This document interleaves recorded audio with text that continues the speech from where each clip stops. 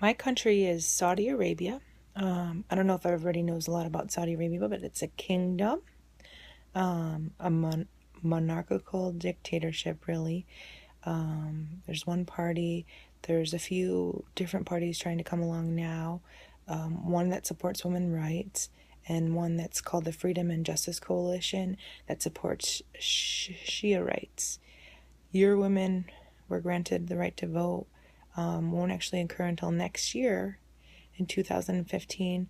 Men are allowed to vote now, but they must be 21 years of age. The population of the country is a little bit more than 27 million people. 82% of the people that live in the country reside within the urban area, and 18% are rural. 35% of the population is women. The birth rate is around 19 deaths per 1,000 births. Wait, that's not right. The average household size is 5.84. The average age of your first marriage in Saudi Arabia is almost 25 years old.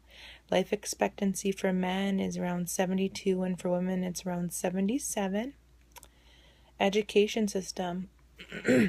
Nearly 88% of the total population are able to read, which is pretty high, but here where men are favored or seen as the most important members of society, the literacy rate for men is 91%, while the literacy rate for women is 82%. Men go to school a little less than women, with an average of 15 years, while women go to school for 16 years. The gross national product is around $1.5 trillion. The largest area of the labor force and industry is the service area, followed by regular industry and agriculture. The percent of women in the workforce in Saudi Arabia is 17%, which seems terrible or very low, but it's coming along. Saudi Arabia was a pretty interesting country to do my research about, because they have strict guidelines for women. One of the strictest guidelines is the guardianship system, which treats grown women or adult women like children. There's obviously a strict division of gender roles in society, which comes from an interpretation of the laws based on the Quran or Sharia laws.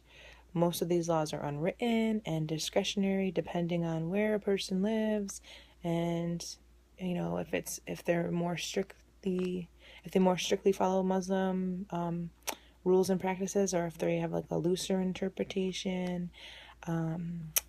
Saudi Arabia saw the backlash of the Iranian Revolution in the 1970s, and following that, they have implemented stricter enforcement of the rules to guide the nation.